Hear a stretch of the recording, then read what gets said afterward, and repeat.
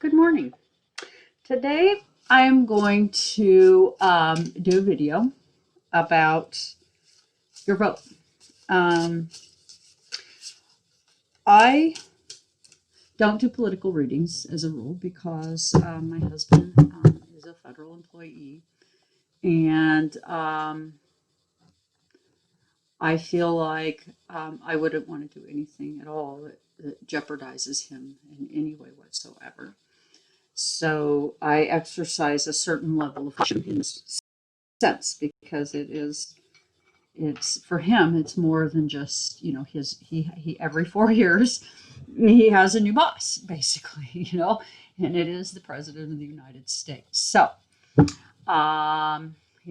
that I try to find line, and as somebody who has been in the federal system for a long time, and I've seen many things, basically, um, we are required by the laws to not express our political opinions in any way, and it's respectable, it's right, because the truth is that my husband is a supervisor to many people, and his opinion in that sense could sway people in ways that are inappropriate. So my husband and I practice a type of awareness this way, that we don't discuss our political who we vote for. I mean, and I know that this is kind of old school. A lot of people practice this. This isn't anything really that exciting, but we do so because of our federal affiliations. But at any rate, what I'm asking about now, I just got my ballot yesterday. I live in Oregon, or that's where my ballot is, and I'm being treated for a condition in California. So I asked for my ballot as an absentee ballot, which I should have gotten, a while back, but I didn't get. So that's okay. It is here now. My husband is in Oregon, and we're taking care of some responsibilities we have there, and he's going to bring me my ballot, which I'm really grateful for, and I'm going to get to fill it out and vote the way I see fit.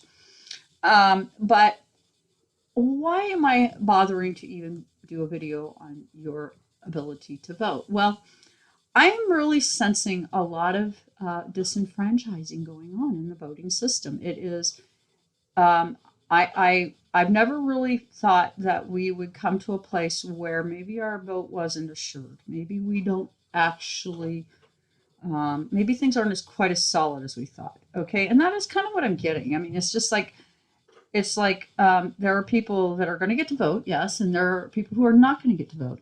And then there are going to be people who stand in lines, long lines, to vote, and I'm seeing trouble with that. I'm seeing a day, and my husband, we're going to get my ballot in early. He's going to get his in early. We're going to hand deliver our ballots to the precinct that we vote in, because quite frankly, even if it's kind of a novel concept, I want my vote to count.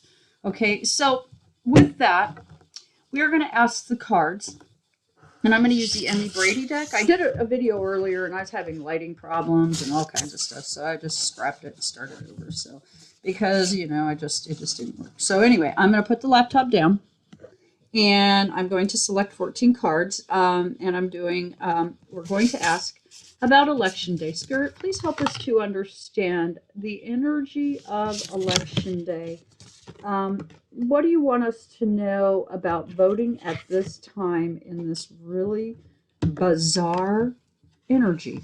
Tell us what we need to know, because I don't know what it is exactly, why it is so, what caused us to leave the rails so bad, but we have. So I want to understand what it is that's going on. Okay, and I'm up to 9, 10, 11, 12, 13, and 14. Okay, let's the Emmy Brady deck, and we're asking the cards to tell us about Election Day on November 3rd. And now, interestingly enough, on the 2nd of November, we have an asteroid that's going to be a very close proximity to us. And our bottom of the pack, our card is Joy. Okay, let's just leave it there. We'll see where that goes. Joy, that's interesting. So I sure don't feel any joy in this election, for dang sure. I feel kind of, I don't know what it is we're having, but it's something. Okay, so basically, it starts out with the devil. The way we vote, it is something is trying to keep us from voting. There's this energy that wants us to not, this powerful energy that wants us to feel intimidated. Okay, that's part of it. There's some actual energy there that just really does want us to feel intimidated. Now that's interesting because normally you think of a voting cycle where the candidate goes out and he says things you want to hear, and he tells you what he's going to do for you and how you're going to be improved as a result. And we're really not hearing that this time. All we're really hearing is a lot of bickering. So, and what it's being crossed by, and that is fascinating departure.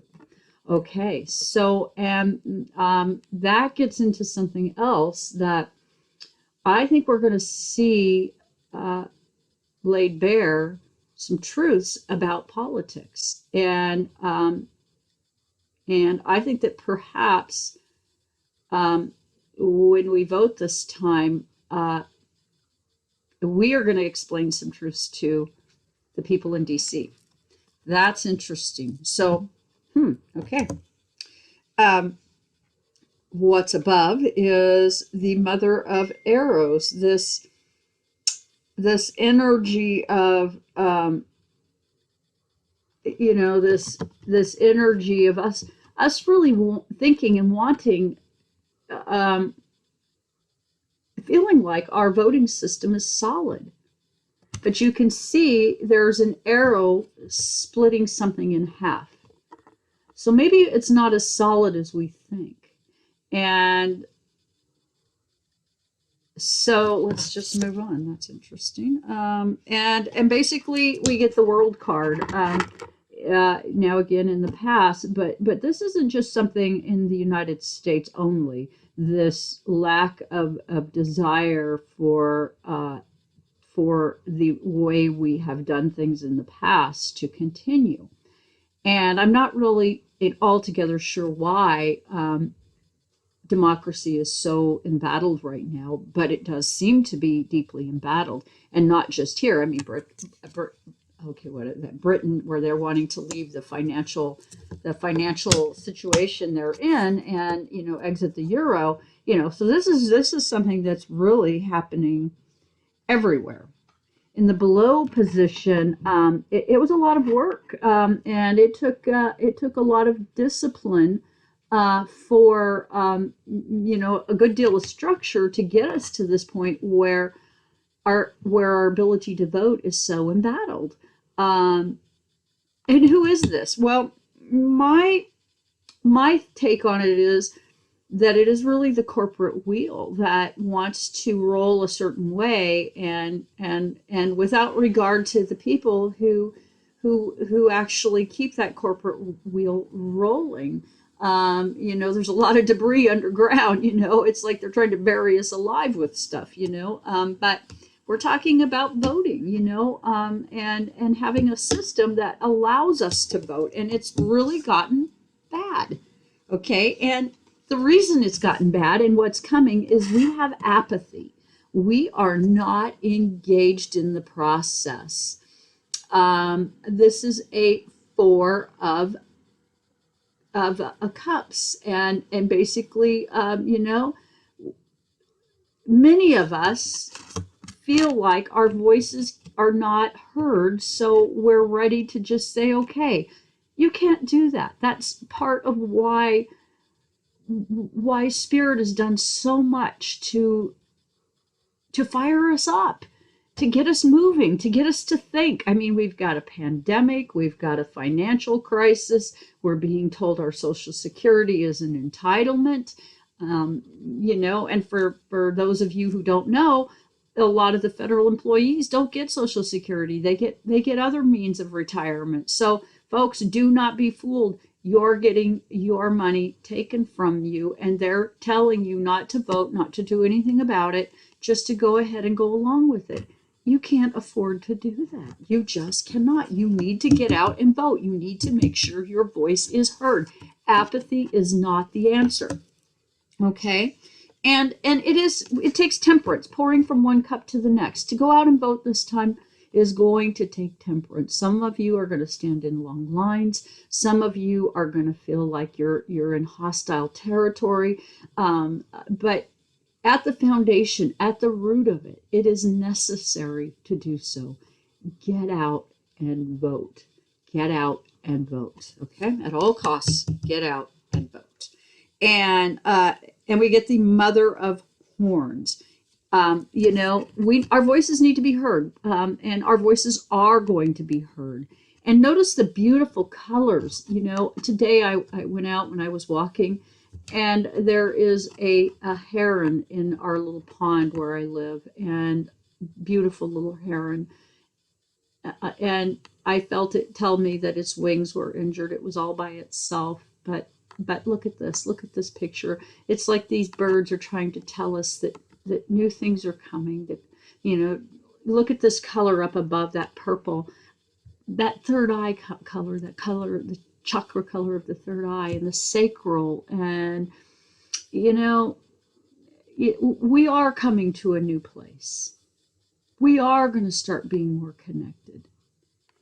And largely, I think they don't want us to vote because they understand that we are starting to wake up. Okay. And in our hopes and fears position, it's going to be a lot of hard work. We are going to feel, this is a three of wands. It is going to be a lot of hard work to go and stand in long lines and maybe encounter people who disagree with you. Some people vote one way, as you see those two little windows, and some vote another. And there's a good deal of oppression sitting down over the top, that there's some passionate oppression that wants to keep you from giving your vote. This is going to take work. But work is, that is what we've been called to do. We've been called to step out of apathy and into work, and not to expect something different if we're not willing to do the work. Okay. And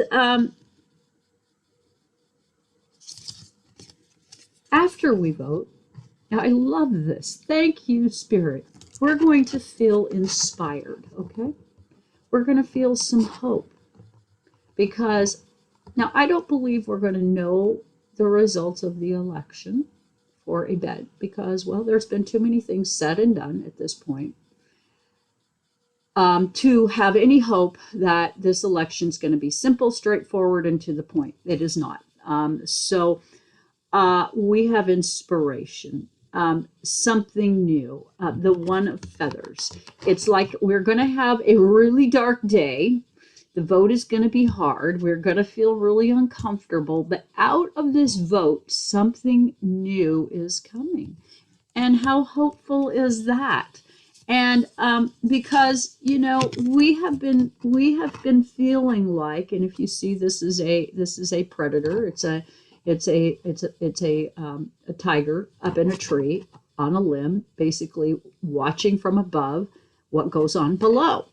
And in that sense, that predator, that tiger, has a vantage point. And I feel like that a lot of us at this point have felt that something is sitting above us and looking down on us and knows what's happening, and we don't. And I think that that's been purposely done to us to create fear and disillusionment. And I think that it's because that maybe we are a gentler, kinder people, and we are thinking differently. Okay, and I think that's a good thing. And and in lots of ways, where we've been is we've been kind of in mourning. Kind of looking at our circumstances. That three of arrows. We're looking at our circumstances, and we're feeling it.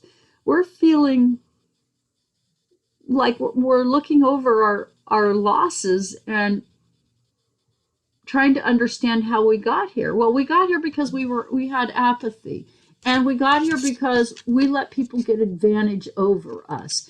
And we need to look at us. You need to look at you.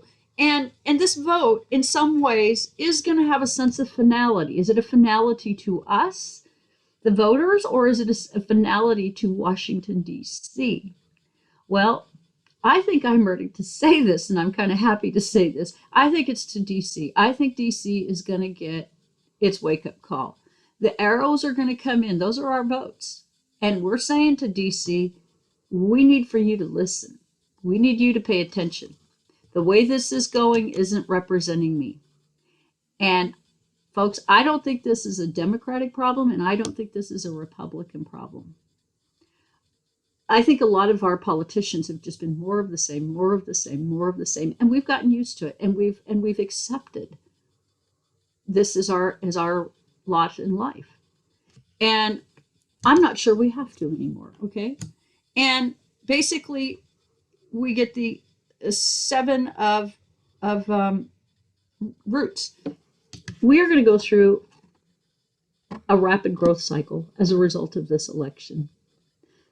That I did not expect this. I was expecting to hear that we are going to have riots and people are going to be in danger the whole time they're voting, which I don't want to discount that either, because I think there is some reality to that as well.